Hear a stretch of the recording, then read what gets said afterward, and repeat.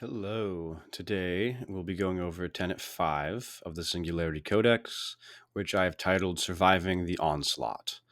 Um, Tenet 6 will continue to go into this type of situation, but Tenet 5 covers the first part of it.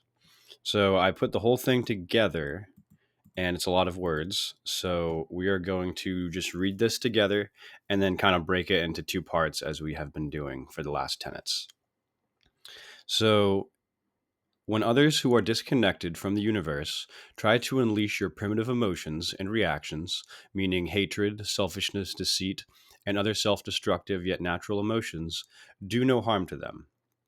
If you can do nothing but breathe and compose yourself, it is better for them to see a moment of discontent rather than an explosion which leads to conflict. One can even use an item or habit to help take their mind off the offense for a moment while you compose and align yourself to the correct answer.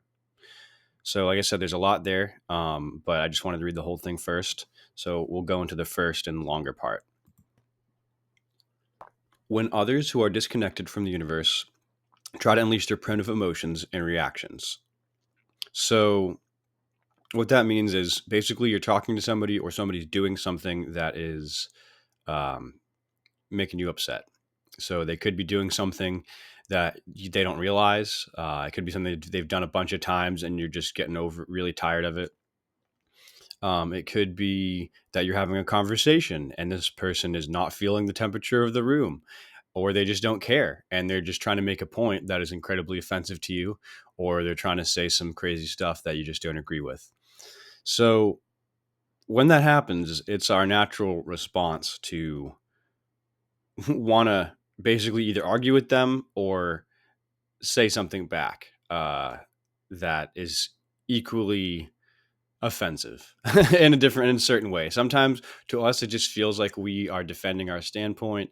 Um, and that's exactly what you want to do from a detached angle. So we'll get into that in a minute. But basically, the first thing that we're focusing on is when you hear or experience something that sets you off, um, the first thing that you want to remember is do no harm. If you can stop yourself right there, kind of create a checkpoint in your brain when you start to get mad or when you start to get upset at somebody, and just remember, maybe you take a deep breath, because that's what the next part it says is if you can do nothing but breathe and compose yourself, it is better for them to see a moment of discontent rather than an explosion which leads to conflict. So I know a lot of the times, in modern society, when somebody tries to compose themselves, somebody tries to take a breath, people are like, "Oh, you mad?" And they act like tiny annoying children who are out of control. Unfortunately, I would say that a vast majority of society, both Eastern and Western, whether they understand it or not, do act very infantile in their human to human engagements. And I think that by and large, that comes from one, um, on on one end, nobody's used to having repercussions for anything, because you can pretty much say whatever you want and you can't just set that person in their place without legal repercussions.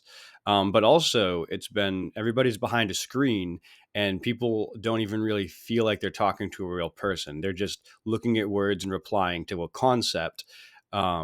So the human aspect has been removed on two fronts. One, there's no repercussions because people can say whatever they want, and then it's very difficult to do things back to them in a legal way. And two, you have people who don't even feel like they're talking to a real person anymore because we're so used to just arguing online or over interfaces that separate us from the person we're talking to. So all that to make the point of sometimes, yeah, when you stop and instead of getting into an argument with somebody, you just breathe, maybe close your eyes, maybe look away. Um, we're going to get into different little tricks you can do in the next page, but they might try to egg you on when you're trying to just be calm. And if that happens, just disassociate even more, because at some point they're going to have to start looking really, really ridiculous and they're going to have to start screaming and yelling.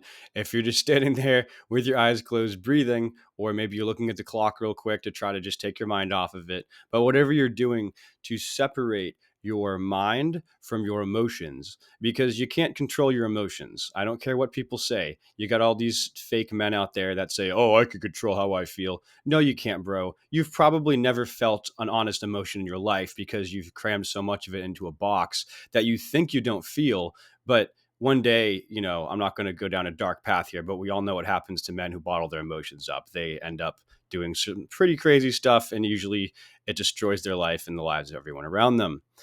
This is why it's important to, even though we are feeling these things, we acknowledge their existence, but we also separate from them. So it's different than stuffing it in a box, because instead of stuffing it in a box and pretending it's not there, you're very much acknowledging that it's there, and you're just mentally stepping away from it. You don't have to feel. Just realize this engagement is not worth me having emotions in, and you just try to basically disconnect from it. It's one of the only times where disassociating is something I would recommend. I don't recommend doing this if you're on your own and you're trying to think through thoughts, like how we talked about in Tenet 4. This is strictly you're about to get into an argument, and it's better to look like a weirdo and breathe rather than explode on somebody and say things in a way that will lead to a conversation which never should have happened. So, on to the next part, which is short, but I wanted to put it on its own so that way there would be no confusion. But it says one can even use an item or habit to help take their mind off the offense for a moment while you compose and align yourself to the correct answer.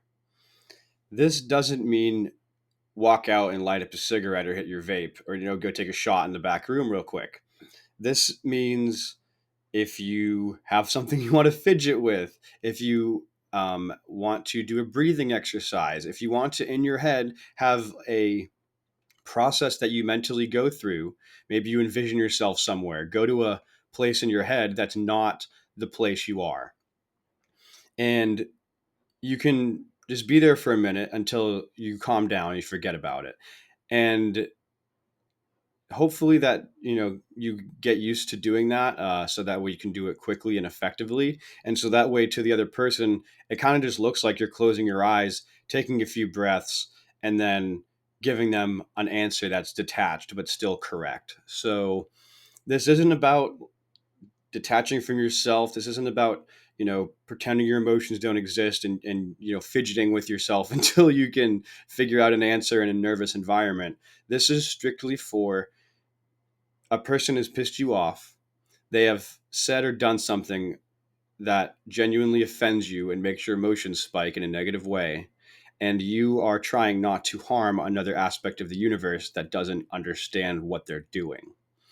You've got to understand with these people that they've never thought anything like the things we talk about. If somebody's in an argument with you, we have no idea what they know. They probably, if we want to look at statistics, either are completely indoctrinated by one of the main world religions, or they're completely don't care about religions because they've gone full atheism or agnostic. And so you're just another annoying monkey to them, because they don't value a grand picture of everything. So when you have an environment where pretty much all branches of the tree lead to tips of hostility, you're going to have people who put you in this situation. And there are probably going to be some people who say that you're acting weird. But guess what? They don't know what they don't know. I'm going to give, a little bit of background story on myself, but I've been in professions where you have to fight. And I've been in situations where I have to be angry and do things. So thankfully, those are years behind me. But what I'm saying is, people don't know that they just got themselves saved from an ass whooping. Is my point. All if they're going to look at you and say, "Ha ha ha," that's great. That's fine. We don't care. What we don't want is to become a part of the problem like how they are. And that's a recurring theme, to not become a part of the problem. So when you experience pain, remember these steps in a conversation, and this will help you. So I'll just read through them, and you can kind of apply them in whatever way you want mentally to yourself. So when emotions hit you, train yourself to recognize what's going on so you can stop it from happening. Use something to disconnect from the situation for a moment to regain composure. See through the meat shell of the person and understand the universe feels what they do. Give an emotionless but correct answer that is not offensive or harmful. Now, this sounds like you're sterilizing yourself. And in the moment you are, because that's the point. It's important to feel your emotions, but when your emotions are wanting to make you do things that are counter to what your understanding of, the way to act is, you don't want to listen to them. I mean, you really don't. Emotions aren't everything. Some emotions are excellent, like when you feel love, when you feel gratitude, when you feel happiness because you're able to express yourself. All of these things are great, but getting mad at some person that's arguing with you who doesn't understand the big picture is just giving in to the sickness that they're already unknowingly a part of. So I hope that these pointers on Tenet 5 can help you when we get into arguments, when people press you, when somebody does something over and over and over and they don't understand.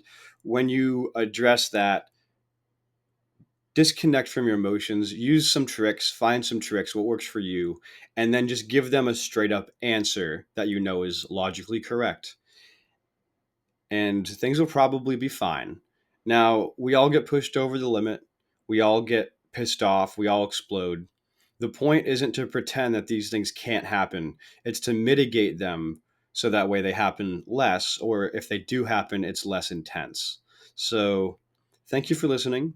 We will go through Tenet 6 in our next video, and then our last one, which is 7, and then I'll probably talk about some other concepts from the Singularity Codex that branch out into other philosophies. So, thank you for your time, and I hope you have a good day.